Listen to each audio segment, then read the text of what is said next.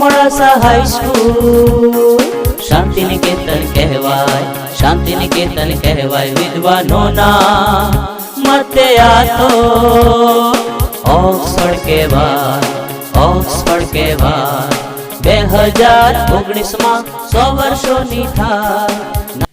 નમસ્તે વિદ્યાર્થી મિત્રો, જય સ્વામિનારાયણ। તમે બધા મજામાં છો?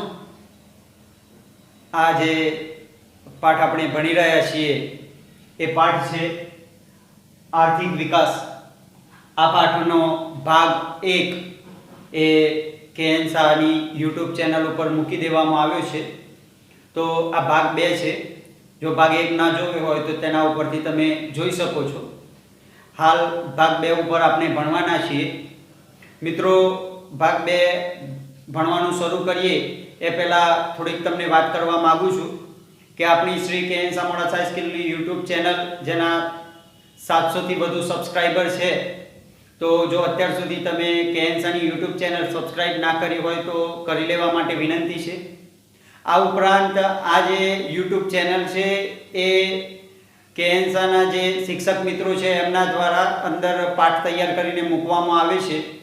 દરેક શિક્ષક મિત્ર પોતાના તરફથી ભરપૂર પ્રયત્નો કરી સારા એવા પાઠ રજૂ કરી રહ્યા છે। તો આ જે પાઠનો લાભ એ જાહેર જનતા માટે કે તો ગુજરાતના કોઈ પણ વિદ્યાર્થી માટે કેએન શાહની યુટ્યુબ ચેનલ ઉપર મૂકવામાં આવે છે। તો જો તમને આ વિડીયો સારા લાગતા હોય તો આપણી સ્કૂલના અન્ય વિદ્યાર્થીઓ સુધી તો આ વિડીયો અમારા મારફતે, શિક્ષક શ્રી મારફતે, ક્લાસ ટીચર મારફતે પહોંચાડી દેવામાં આવે છે। પરંતુ એ ઉપરાંત તમે એવા વિદ્યાર્થીઓને જાણતા હોય કે જે ધોરણ 10નો અભ્યાસ કરે છે, તમારા સંબંધી પણ હોઈ શકે છે, તમારા મિત્ર પણ હોઈ શકે છે, સંબંધીના બાળકો પણ હોઈ શકે છે। તો આવા કોઈ પણ વ્યક્તિ કે જે તમે જાણતા હોય તો તેમને પણ તમે શેર કરી શકો છો અને એ મારફતે તેઓ કેએન શાહના શિક્ષક જે પાઠ ભણાવી રહ્યા છે એ પાઠનો લાભ એ પણ લઈ શકે છે તમારા મારફતે। તો આવી રીતે બીજા કોઈને પણ તમે લાભ આપી શકો છો। હવે આપણે આ જે ભાગ 2 છે એ શરૂ કરીએ। તો ભાગ 2 માં આજે આપણે સૌથી પહેલા ઉત્પાદનના સાધનો એના ઉપર આપણે જોવાના છીએ।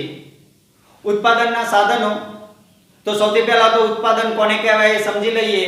તો પુસ્તકમાં ઉલ્લેખ કરવામાં આવ્યો છે એ પ્રમાણે ચીજ વસ્તુ અને સેવા એ બંનેને ઉત્પાદન કહેવામાં આવે છે।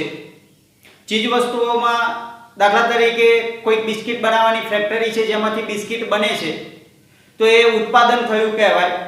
એ જ રીતના કોઈ ઇન્સ્ટિટ્યૂટ છે જેની અંદર વકીલનો અભ્યાસ કરી અને વકીલના LLBના વિદ્યાર્થીઓ તૈયાર થઈ રહ્યા છે તો એ પણ એક સેવાનું ઉત્પાદન થયું એવું કહેવાય। MBBSની કોલેજોમાંથી MBBSના વિદ્યાર્થીઓ જે ડૉક્ટર બનીને બહાર આવે છે તો પણ એ એક સેવાનું ઉત્પાદન થયું એવું કહી શકાય। તો આ રીતના ચીજવસ્તુ અને સેવા એ બંનેનું ઉત્પાદન થાય છે। તો આ ઉત્પાદન કરવા માટેના સાધનો કયા છે? તો સામાન્ય રીતે કુદરતી સંપત્તિ અને શ્રમ આ બંને ઉત્પાદનના મુખ્ય સાધનો કહી શકાય। પરંતુ આપણે સામાન્ય રીતના જોવા જઈએ તો કોઈ પણ ઉદ્યોગ હોય અથવા તો સેવા ક્ષેત્ર હોય એની અંદરથી જે ઉત્પાદન થાય છે તો એ માટે અનેક સાધનો ની સંયુક્ત મદદના પરિણામે એ ઉત્પાદન થતું હોય છે। આગળ જેમ મેં બિસ્કિટની ફેક્ટરીનું ઉદાહરણ આપ્યું તો એમાં જ્યારે બિસ્કિટ બનાવવામાં આવે છે તો કોઈક જગ્યાએથી ઘઉં આવે છે તો ઘઉં એક સાધન થયું। એ ઘઉં પેદા કરવા માટે કોઈક જમીનનો ઉપયોગ થયો હશે તો જમીન એ પણ એક સાધન થયું। એ જ રીતના નદી છે, કારણ કે નદીમાંથી પાણી આવે છે તો નદીનું પાણી જે ઘઉંમાં પીવડાવવામાં આવે ને એના કારણે ઘઉંનું ઉત્પાદન થયું તો પાણી અથવા તો નદી એ પણ એક સાધન થયું ઉત્પાદનનું। એ જ રીતના એ ઘઉંને ખેડૂત મારફતે શ્રમિકો મારફતે એ ફેક્ટરી સુધી લાવવામાં આવ્યા તો ખેડૂત અથવા તો શ્રમિક એ પણ ઉત્પાદનનું સાધન થયું। એ ઘઉંને દળવામાં આવે છે તો એ દળવા માટેનું જે યંત્ર છે, જે ગ્રાઇન્ડર અથવા તો કોઈક અન્ય પદાર્થો મિક્સ કરવા માટેનું મિક્સર મશીન, તો આ રીતના યંત્રો એ પણ એક ઉત્પાદનનું સાધન થયું। આ ઉપરાંત આ સમગ્ર જે દરેકને ભેગા કરવાનું કામ કરે છે એવા નિયોજકો, આયોજકો, એ પણ એક ઉત્પાદનનું સાધન થયું. આ ઉપરાંત એને પેકિંગ કરવામાં આવે છે, તો પેકિંગ જે કરવામાં આવે છે એ જે પ્લાસ્ટિકની થેલી, તો એ પણ એક ઉત્પાદનનું સાધન થયું. તમે કહેશો કે આ રીતના તો ઘણા બધા સાધનો થઈ ગયા સાહેબ. તો મિત્રો, આવા અલગ અલગ જે સાધનો થયા, તો અર્થશાસ્ત્રમાં દરેક સાધનનો ઉલ્લેખ શક્ય નથી બનતો. એટલા જ માટે અર્થશાસ્ત્રએ આ ઉત્પાદનના સાધનોને મુખ્ય 4 ભાગમાં વિભાજિત કર્યા છે. આ 4 ભાગ કયા છે તો તમે જોઈ શકો છો, પુસ્તકમાં પણ લખેલું જ છે એ પ્રમાણે: જમીન, શ્રમ, મૂડી અને નિયોજક અથવા તો નિયોજન. આ 4 મુખ્ય જે સાધનો છે, એ 4 સાધનમાં બાકીના જે સાધનો છે એનો સમાવેશ થઈ જતો હોય છે. તો એમાં સૌથી પહેલા જમીન ઉપર જોઈએ તો જમીન એ ઉત્પાદનનું એક કુદરતી સાધન છે. આ કુદરત તરફથી આપણને મળેલી ભેટ છે અને એના દ્વારા જ અન્ય ઉત્પાદનના સાધનોની મદદથી આપણે ઉત્પાદન કરી શકીએ છીએ. તો જમીન કુદરતી સંસાધન અથવા તો કુદરતી સાધન છે. સામાન્ય રીતના વિદ્યાર્થી મિત્રો, જમીનનો ઉપયોગ એ જમીનના પૃથ્વીના ઉપરની સપાટીનો ભાગ જ ગણતા હોય છે, ઉપરનું પડ જ ગણતા હોય છે. પરંતુ મિત્રો, આ એક ભૂગોળના સંદર્ભમાં નથી પ્રયોજવામાં આવેલો શબ્દ, આ અર્થશાસ્ત્રના સંદર્ભમાં પ્રયોજવામાં આવેલો શબ્દ છે. એનો મતલબ એ થયો કે જમીન જેની અંદરથી નીકળતા જે પદાર્થો છે એ પણ જમીન નામના સાધનમાં જ સમાવી લેવામાં આવ્યા છે. એટલે કે જમીન ઉપર આવેલી નદીઓ, પર્વતો, પથ્થરો, હાળમાળાઓ, જમીનના અંદરથી ખોદકામ કરીને કાઢવામાં આવતા ખનિજો, ધાતુઓ, આ દરેક જમીન નામના સંસાધનનો ભાગ ગણી લેવામાં આવ્યો છે. તો આ થયું કુદરતી સાધન એવું જમીન. બીજા સાધનની વાત કરીએ તો બીજું સાધન છે એ મૂડી છે. અહીંયા 3 નંબર આપી દીધેલો છે મિત્રો, પણ આપણા પુસ્તકમાં 2 નંબરનું સાધન એ મૂડી છે. તો આપણે મૂડી ઉપર વાત કરીએ તો મૂડી એ પણ એક ઉત્પાદનનું સાધન છે. માનવ સર્જિત જે પણ કોઈ સાધનો બનાવવામાં આવે છે, એ સાધનો જેવા કે યંત્રો, ઓજારો, મકાનો, આ બધા જે સાધનો છે એ મૂડીનો ભાગ ગણવામાં આવે છે. આ મૂડી એ ઘણી વખતે સસ્તી પણ હોઈ શકે. દાખલા તરીકે ખેતી કરનાર ખેડૂત એ દાંતરડું લાવી અને ઘઉંની લણણી કરે, કાપણી કરે છે, તો દાંતરડું એક સસ્તું ઓજાર છે. પરંતુ કોઈક ઉત્પાદનનું કોઈક મોંઘું ઓજાર પણ હોય, મોંઘું યંત્ર પણ હોય. દાખલા તરીકે જે કંપની ગાડીઓ બનાવે છે, તો એ ગાડીઓ બનાવવા માટેના ફેક્ટરીઓની અંદર જે એન્જિન બનાવવા માટેના મશીન, જે મહાકાય મશીનો હોય છે, તો એ એક મોંઘું યંત્ર પણ હોય છે. તો આવી રીતના જે યંત્રો છે, ઓજારો છે, મકાનો છે, આ બધા જે સાધનો છે એ મૂડીનો ભાગ ગણવામાં આવે છે. એટલે કે મૂડી નામના સાધનની અંદર આ બધા નાના નાના સાધનોનો સમાવેશ થઈ જાય છે. ત્રીજું ઉત્પાદનનું સાધન જોઈએ તો શ્રમ. શ્રમ એ એક સજીવ સાધન છે. આ શ્રમ માટે આપણા પુસ્તકમાં પણ વ્યાખ્યા આપવામાં આવી છે કે ભૌતિક વર્તનની અપેક્ષાએ કરવામાં આવતું શારીરિક કે માનસિક પ્રકારની કામગીરી એ શ્રમ નામના સાધનમાં ગણવામાં આવે છે. ઉદાહરણ તરીકે ખેતરમાં કામ કરનાર ખેડૂત, મજૂર એ પણ એક શ્રમિક છે. સ્કૂલમાં ભણાવનાર શિક્ષક જે પૈસાની અપેક્ષાએ ભણાવે છે એ પણ એક શ્રમ છે. જે ડોક્ટર છે, ડોક્ટર એ કોઈક ઓપરેશન કરે છે પૈસાની અપેક્ષાએ, તો એ પણ એક શ્રમ છે. વકીલ એ પણ એક શ્રમ છે. તો આ શ્રમ એ પણ એક ઉત્પાદનનું સાધન છે. મિત્રો, અહીંયા શારીરિક અને માનસિક એ બંને પ્રકારના શ્રમનો અહીંયા ઉલ્લેખ કરવામાં આવ્યો છે. ફેક્ટરીની અંદર આપણે સામાન્ય રીતના સમજી શકીએ છીએ કે જે મજૂર છે એ શારીરિક શ્રમ તો કરતા જ હોય છે, કે એક જગ્યાએથી બીજી જગ્યાએ માલ સામાન ઊંચો કરીને લઈ જવાનો હોય, અથવા તો મશીનરી ચલાવવા માટે જે ડ્રાઈવર બેઠો છે એ પણ એક શારીરિક શ્રમ કરે છે. કારણ કે કોઈક વખતે બ્રેક દબાવવાની હોય છે, કોઈક વખતે એક્સિલેટર દબાવવાનું હોય છે, કોઈક વખતે મશીનને ફાસ્ટ કરવાનું હોય છે, કોઈક વખતે ધીમું કરવાનું હોય છે. તો આ તો થયું શારીરિક શ્રમ. પરંતુ ઉદ્યોગની અંદર માનસિક શ્રમ પણ હોય છે. ઉદાહરણ તરીકે 100 કર્મચારીઓ છે, કોઈક ઉદ્યોગની અંદર કામ કરનાર 100 મજૂર છે, તો કયા મજૂરને કયું કામ સોંપવું એ માટે કોઈક મેનેજર અથવા તો MBA થયેલા વ્યક્તિને રાખવામાં આવે છે, જે માનસિક શ્રમ છે કે કયા વ્યક્તિને કઈ જગ્યાએ કયું કામ સોંપવામાં આવશે તો સારી રીતે એ કામ પાર પડશે, કયા કામની પ્રાયોરિટી છે એ પ્રમાણે 50 શ્રમિકોને એક જ જગ્યાએ જોડવા, અથવા તો કોઈ કામની પ્રાયોરિટી નથી તો એ પ્રાયોરિટી ઓછી હોય એવી જગ્યાએ ફક્ત 10 જ શ્રમિકોને રોકવા. તો આ તો થયું માનસિક શ્રમ.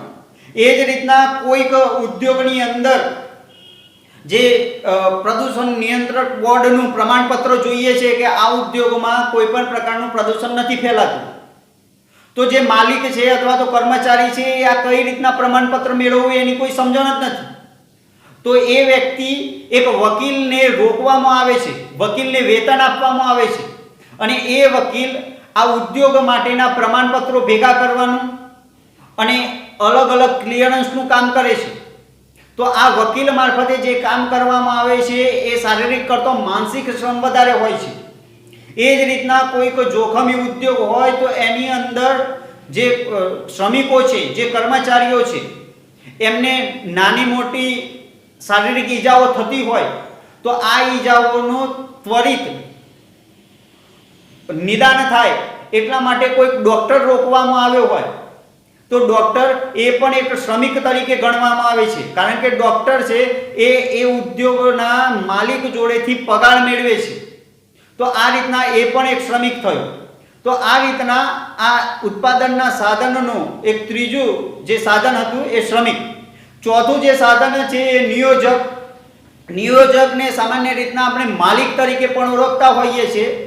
નિયોજન અથવા નિયોજક બંને એક જ શબ્દો છે. આ જે ઉપરના 3 જે સાધનો જોયા જેની અંદર પેટા ઘણા બધા સાધનો આવી જાય છે, તો આ મુખ્ય 3 સાધન જમીન, મૂડી, શ્રમ, આ ત્રણેયનું કુશળતાપૂર્વક સંયોજન કરવાનું જે કામગીરી કરે છે એ નિયોજક છે.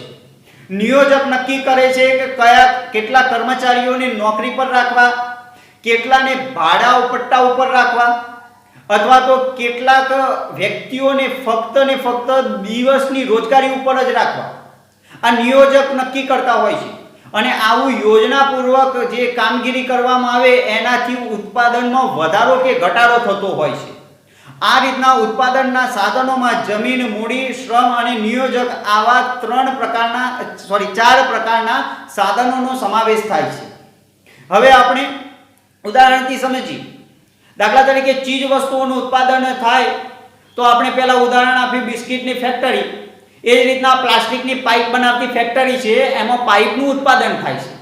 તો એ માટે જે જમીન છે, જે ફેક્ટરી ઊભી કરવામાં આવી છે એ જમીન, તો એ જમીન એ કુદરતી સાધન થયું. એ જ રીતના એ પાઇપોને ઠંડી પાડવા માટે પાણીનો ઉપયોગ કરવામાં આવે છે. એ પાણી નદીમાંથી લેવામાં આવે છે અથવા તો ભૂગર્ભમાંથી બોર મારફતે બહાર કાઢવામાં આવે છે. તો પાણી એ પણ એક જમીન નામના સંસાધનનું એક સાધન થયું. બીજું આ જમીન, પછી બીજું મૂડી છે. તો જે પાઇપ બનાવતી ફેક્ટરી હોય એની અંદર એક મોટી શેડ બનાવવામાં આવ્યો છે, મકાન ઊભું કરવામાં આવ્યું છે, ઓફિસ ઊભી કરવામાં આવી છે. આ ઉપરાંત એ પાઇપ બનાવવા માટે અલગ અલગ બીબા હોય છે કે 1ની પાઇપ, 2ની પાઇપ, 5ની પાઇપ કે 10ની પાઇપ, બોરવેલની પાઇપ અથવા તો સિમેન્ટની પાઇપ બનાવવાની છે. આવી કોઈ પણ પાઇપ બનાવવાની હોય તો એ માટે અલગ અલગ પ્રકારના મૂડી કહેતા યંત્રો હોય છે, જેમાં બીબા પણ હોય છે કે જે પાઇપને ઓગાળવામાં આવે એ અને પછી એ જે પાઇપના મણિકા હોય, માફ કરશો, પ્લાસ્ટિકના જે મણિકા હોય એ પ્લાસ્ટિકના મણિકાને ઓગાળવામાં આવે અને પછી એ બીબામાં ઢાળવામાં આવે, એ પ્રમાણે પાઇપનું નિર્માણ થાય. તો એ મૂડીનો ભાગ ગણવામાં આવે છે. આવા બીબા, યંત્રો, એ મણિકા, જે પ્લાસ્ટિકના મણિકા છે એને ગરમ કરવામાં આવે. તો એ ગરમ કરવા માટે જે કોલસો વપરાયો છે તો એ જમીન નામના સાધનનો ભાગ ગણી લેવામાં આવે છે. અને એ જે કોલસો છે એ કોલસો જે ગરમ કરવા માટે એક પ્રકારનું પાત્ર જે ગરમ થયું હોય અને ઉપર જે મણિકાઓને ગરમ કરવામાં આવે છે તો એ જે યંત્રમાં ગરમ કરવામાં આવે છે એ મૂડીનો ભાગ થયો. તો આ રીતના થઈ જમીન, મૂડી. પછી ત્રીજો ભાગ છે શ્રમ. તો શ્રમિકો તો આપણે સમજી શકીએ છીએ કે જે મજૂર છે કે જે મણિકા અંદર મશીનની અંદર ઠાલવવાનું કામ કરવાના છે, અથવા તો ઓટોમેટિક મશીન હોય તો એનું ચાલુ કરવાનું, બંધ કરવાનું, આવું કોઈ કામગીરી કરવાના છે. અથવા તો એ જે પાઇપો જે શેડની અંદર તૈયાર થઈ છે એની ચોરી ના થઈ જાય એ માટે જે ગાર્ડ રાખવામાં આવે છે, જે ચોકીદાર રાખવામાં આવે છે, તો એ શ્રમનો ભાગ બની ગયો. અને નિયોજક એ જે આખું ફેક્ટરી ઊભી કરવાનું જેને શ્રેય જાય છે એવા મુખ્ય પૈસાનું રોકાણ કરનાર વ્યક્તિ એને નિયોજક તરીકે ઓળખવામાં આવે છે. તો આ તો થયું ચીજ વસ્તુઓનું ઉત્પાદનની વાત. એ જ રીતના સેવાઓનું ઉત્પાદન થતું હોય તો એમાં પણ દાખલા તરીકે ડૉક્ટર પોતે એક પ્રકારે રોગનું નિદાન કરવાની સેવા કરે છે. તો ડૉક્ટર જે જમીન ઉપર હોસ્પિટલ ઊભી કરશે એ જમીન ડૉક્ટર માટે જે જમીન છે એ જમીન એક સાધન થયું. બીજું જે સાધન મૂડી ડૉક્ટર માટે મૂડી કઈ તો થેલેસ્કોપ છે, બીપી માપવાનું મશીન છે, ઓક્સિટોમીટર છે જે ઓક્સિજન માપવાનું મશીન હોય છે, એ જ રીતના ડાયાબિટીસ માપવા માટેનું મશીન છે, એ જ રીતના વેન્ટિલેટરની વ્યવસ્થા છે, કોઈ હોસ્પિટલની અંદર હાડકાના ફોટા પાડવા માટે એક્સરે મશીન હોય છે. તો આ બધી ડૉક્ટર માટે મૂડી એ આ બધા સાધનોનો ઉપયોગ કરવામાં આવે છે જેના મારફતે ડૉક્ટર પોતાની સેવા આપે છે કે કોઈક રોગનું નિદાન કઈ રીતના કરીશું. તો આ રીતના ડૉક્ટર માટે જમીન, પછી મૂડી, એ જે હોસ્પિટલ ઊભી કરવામાં આવી છે એ પણ એક મૂડીનો ભાગ ગણવામાં આવશે. ત્યારબાદ શ્રમ, જો ડૉક્ટર માટે શ્રમિક જે ગણતા હોઈએ તો હોસ્પિટલમાં કામ કરનાર કેશિયર છે, કમ્પાઉન્ડર છે, નર્સ છે, આ બધા એના માટે શ્રમિકો છે. અને ચોથું નિયોજકમાં એ ડૉક્ટર પોતે હોઈ શકે અથવા તો એ કોઈકના હાથ નીચે પણ કામ કરતો હોઈ શકે. તો આ રીતના હોસ્પિટલની અંદર જે સેવાઓ પ્રાપ્ત થાય છે એની અંદર પણ આ બધા સાધનો જમીન, મૂડી, શ્રમ અને નિયોજક એનો ઉપયોગ થતો હોય છે. આ જ રીતના આપણે જોયું ઉત્પાદનના સાધનો. આ ઉત્પાદનના સાધનોની અંદર જ્યારે જમીન હોય તો જમીન માટે નાણાં આપવા પડે છે અથવા તો જમીન લીધી હોય તો એ માટે ભાડું ચૂકવવું પડે છે. મૂડી કહેતા યંત્રો અથવા તો આ બધાનો ખર્ચો જે બહુ જ વધારે હોય છે તો એ માટે બેંક લોન આપે છે અને એટલા માટે મૂડી માટે વ્યાજ ચૂકવવું પડતું હોય છે. જમીન માટે ભાડું, મૂડી માટે વ્યાજ, શ્રમ માટે પગાર અથવા તો પૈસા, કારણ કે દૈનિક વેતન પણ ચૂકવવાનું થતું હોય છે, અથવા તો મંથલી કે તો માસિક વેતન પણ આપવાનું થતું હોય છે, તો પગાર આપવામાં આવે છે. અને નિયોજક હોય છે એ આ જે ભાડું, વ્યાજ, પગાર આ બધું ચૂકવ્યા પછી જે બચતું હોય છે એ નફો કહેવાય અને નિયોજક છે એ નફો ભોગવતો હોય છે. અને એટલા જ માટે જ્યારે કોઈ ઉદ્યોગમાં સૌથી વધારે ફાયદો થાય છે તો એ ફાયદાનો લાભ મળે છે નિયોજકને, અને સૌથી મોટું નુકસાન થાય છે તો એ નુકસાનનું સૌથી વધારે નુકસાન થાય છે નિયોજકને. તો આ રીતના થયું ઉત્પાદનના સાધનો. હવે મિત્રો આગળનો મુદ્દો જોઈએ તો ઉત્પાદનના સાધનોની ફાળવણી. ઉત્પાદન માટેના જે સાધનો છે એ આપણે જોઈ ચૂક્યા છે કે શ્રમ, નિયોજક, મૂડી આ બધા ઉત્પાદનના સાધનો છે. આ જે સાધનો છે એની ફાળવણી એના ઉપર અહીંયા વાત કરવામાં આવી છે. તો આપણે તો પહેલાં એ સમજવું પડે કે આની ફાળવણી કેમ કરવી પડે. તો વ્યક્તિની જે જરૂરિયાતો છે એ અમર્યાદિત છે, કારણ કે એક જરૂરિયાત સંતોષાય તો બીજી જરૂરિયાત ઊભી થવાની છે. એ આગળ વાત કરું જ છું તમને. તો આવી જે અમર્યાદિત જરૂરિયાતો છે, સાધનો એ મર્યાદિત પ્રમાણમાં છે. કોઈ પણ દેશ જોડે તો જમીન એ નિશ્ચિત પ્રમાણમાં છે. એ જમીન ઉપર અથવા તો જે જમીનના અંદરના જે ખનિજો છે એ મર્યાદિત સ્વરૂપમાં છે. તો સાધનો જે મર્યાદિત છે, જરૂરિયાતો અમર્યાદિત છે, અને એટલા જ માટે સાધનોની અછત રહેવાની. હા, એવું બને કે કોઈક જગ્યાએ જે જગ્યાએ અમુક સાધન ભરપૂર પ્રમાણમાં હોય તો ત્યાં એ સાધનની અછત નથી, પરંતુ બીજી જગ્યાએ એ સાધનની અછત હોઈ શકે. અને એટલા જ માટે અર્થશાસ્ત્રમાં એવું કહેવાયું છે, ડિમાન્ડ અને સપ્લાયના નિયમ પ્રમાણે, માંગ અને પૂર્તિના નિયમ પ્રમાણે, કે માંગ હોય એના કરતો જો સાધનો વધારે પ્રમાણમાં હોય તો એ સાધનની કિંમત ઘટી જાય છે. ઉદાહરણથી સમજીએ કે ભારત દેશ અને ચીનની અંદર સૌથી વધારે જનસંખ્યા છે, કે તો શ્રમિકોની સંખ્યા સૌથી વધારે છે. અને એટલા જ માટે ભારત દેશની અંદર કામ કરનાર કર્મચારી હોય અથવા તો કામ કરનાર વેતનભોગી વ્યક્તિ શ્રમિક હોય તો એ ઓછા શ્રમે પણ કામ કરતા હોય છે, અથવા તો ઓછું એને પગાર ચૂકવવામાં આવતો હોય છે. એ જ જગ્યાએ જે આપણે અમેરિકા અથવા તો યુરોપના દેશો જોઈશું કે જ્યાં શ્રમિકોની સંખ્યા ઓછી છે કે તો જનસંખ્યા જ ઓછી છે, તો ત્યાં કામ કરનાર માનવ શ્રમની કિંમત વધુ છે. તો આ ઉદાહરણથી આપણે સમજી શકીએ છીએ કે જે જગ્યાએ જે સાધનોનું પ્રમાણ વધુ હોય એની કિંમત ઓછી હોય, અને જે જગ્યાએ જે સાધનની સંખ્યા વધુ હોય ઓછી હોય તો એ જગ્યાએ એની કિંમતમાં વધારો થાય છે. ઉદાહરણ તરીકે અમેરિકાની અંદર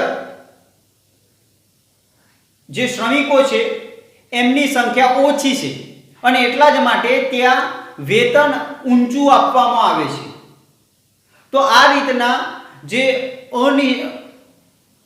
અસમાનપણાના પરિણામે જે સાધનો અસમાન રીતના વહેંચણીના પરિણામે અલગ અલગ વિસ્તારોમાં અલગ અલગ પ્રકારના સાધનોની કિંમત જોવા મળતી હોય છે. અને એટલા જ માટે જે ભારત અને ચીન જેવા દેશમાં જ્યાં શ્રમ સસ્તો છે ત્યાં શ્રમયુક્ત ઉદ્યોગો વધુ સ્થાપવામાં આવે છે, જેથી કરીને મલ્ટીનેશનલ કંપનીઓ એકથી વધુ દેશમાં જેના યુનિટ ચાલતા હોય એવી મલ્ટીનેશનલ કંપનીઓ જે પોતાનો શ્રમયુક્ત જે કામગીરી હોય તે ભારત અને ચીનની ફેક્ટરીઓમાં કરાવે છે. અને જે જગ્યાએ શ્રમનું પ્રમાણ ઓછું હોય એવા ઉદ્યોગો આ બધા વિસ્તારોમાં સ્થાપવામાં આવે છે.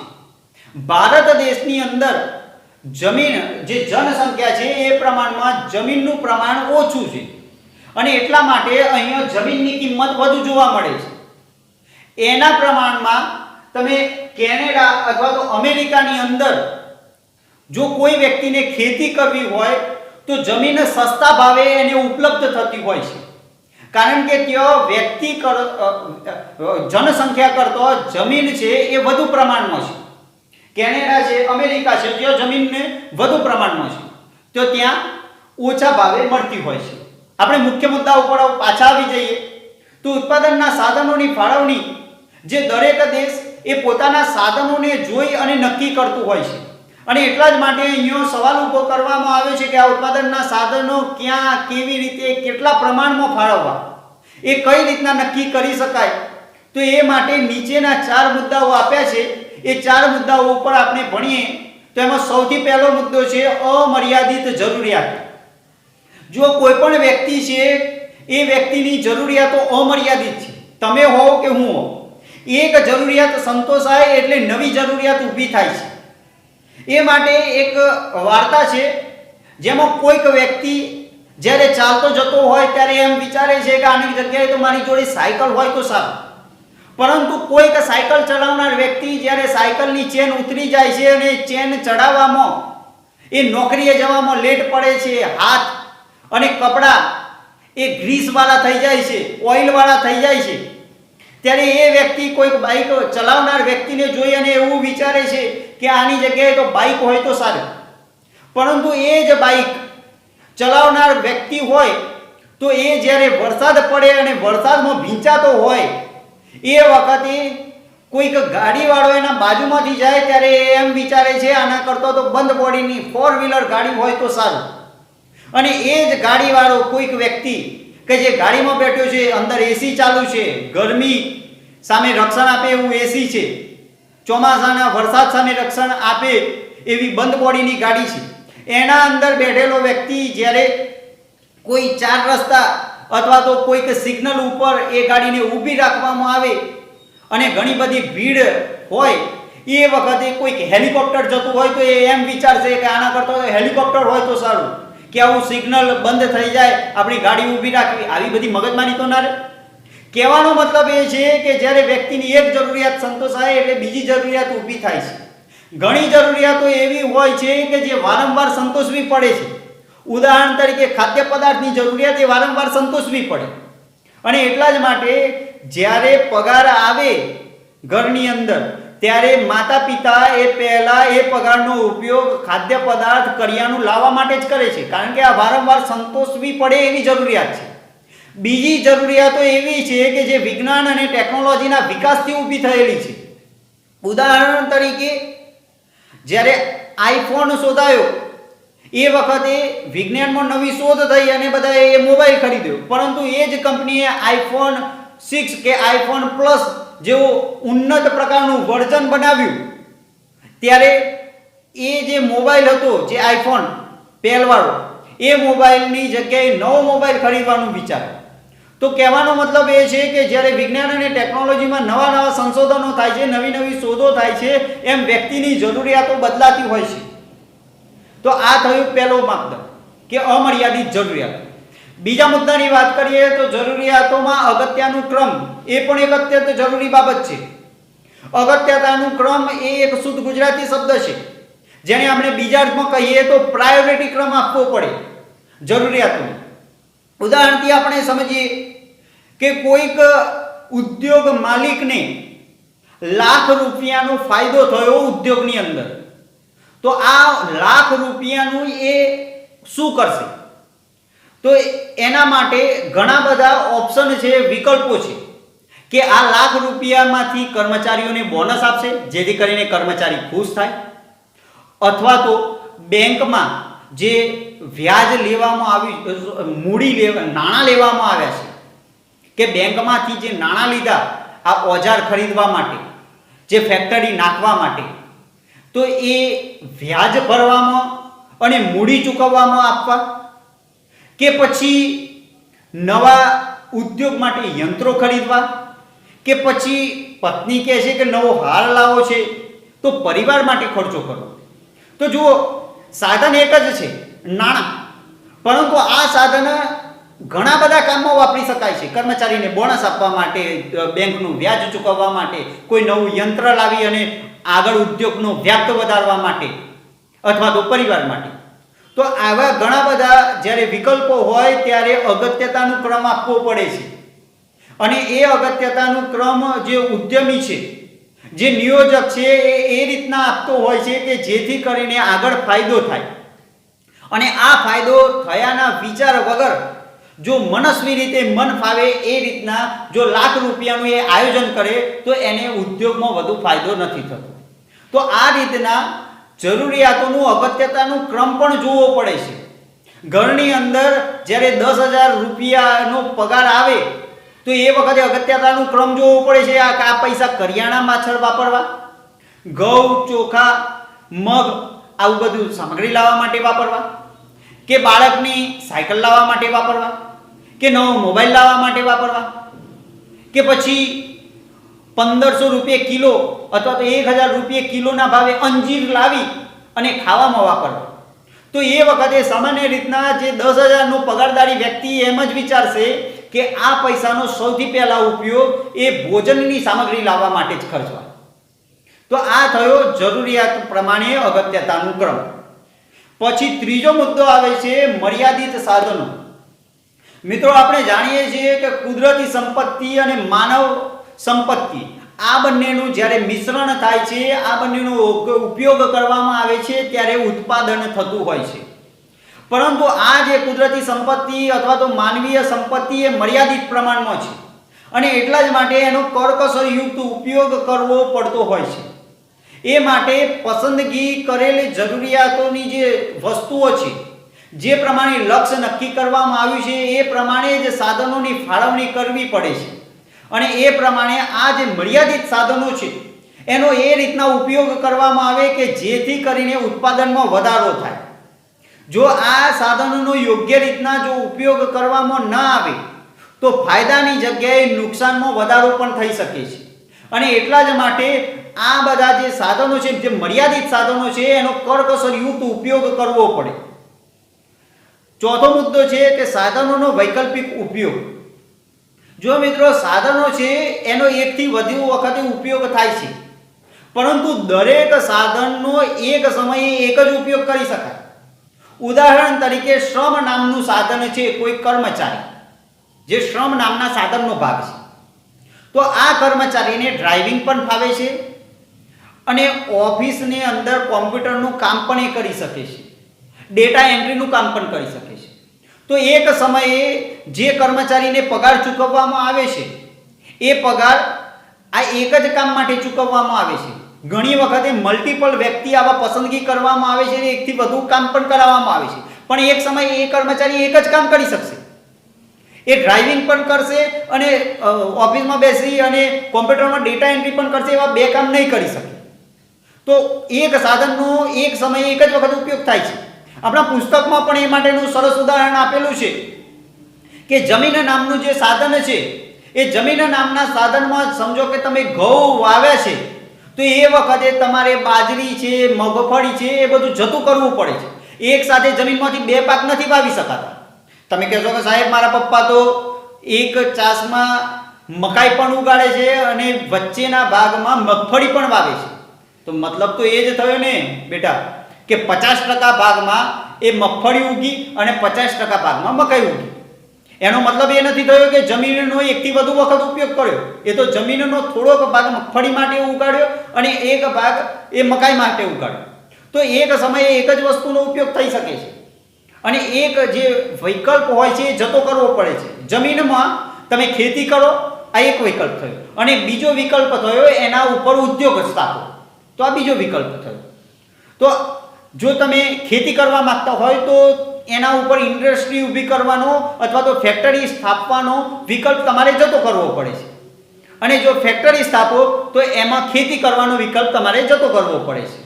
તો આ રીતના સાધનોનો વૈકલ્પિક ઉપયોગ કરવામાં આવતો હોય છે, પરંતુ એક સમયે એક જ સાધનનો ઉપયોગ કરી શકાતો હોય છે.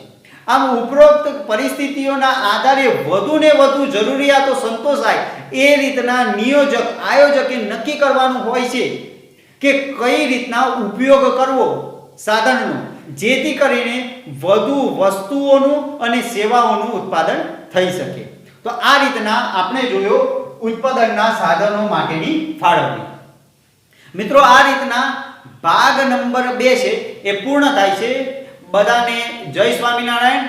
જો તમને એવું લાગતું હોય કે યોગ્ય રીતના ભણાવવામાં આવી રહ્યું છે તો જરૂરથી YouTube ની અંદર લાઈક આપજો, અને ખાસ તમે જે કોમેન્ટ કરો છો એ પણ હું વાંચતો હોઉં છું.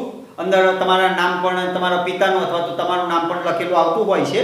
તો ખાસ લાઈક જરૂરથી આપજો, અને અન્ય જે ગુજરાતના અન્ય મિત્રો છે, જે તમારા મિત્રો હોય, સંબંધી હોય, તો એમને પણ તમે આ વિડીયો શેર કરી શકો છો. ફરીથી બધાને જય સ્વામિનારાયણ.